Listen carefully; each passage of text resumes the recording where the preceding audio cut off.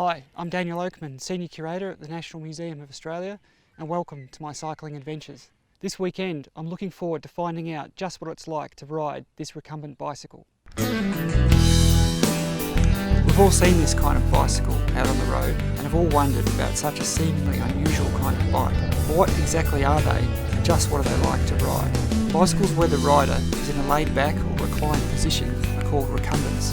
They are also known as human-powered vehicles.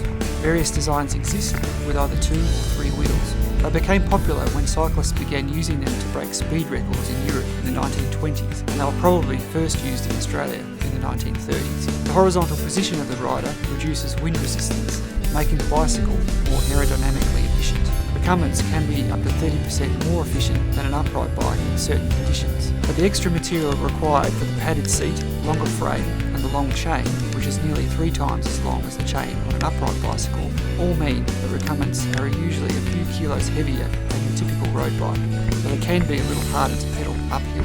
But on the flats and downhill, the aerodynamic advantages are clear and they can be fast, seriously fast. Recumbents hold many human-powered land speed records. A fully fed recumbent bicycle has even been pedalled at over 133 kilometers per hour on flat terrain in the USA. But you might be thinking, if they are so good, why don't the pros ride them? Well, what isn't widely known is that recumbents don't meet the official definition of a bicycle and are therefore banned from officially sanctioned competition. The technical definition of a racing bicycle is set by the world governing cycling body called the International Cycling Union, the UCI, which sets the basic rules of bike competition in Australia. Way back in 1934, the UCI decided to exclude recumbents because they were starting to beat conventional upright bicycles. Members of the UCI felt that the reclined position gave the rider an unfair technological advantage, and so voted to effectively ban recumbent bicycles. Over 80 years later, the ban is still in place.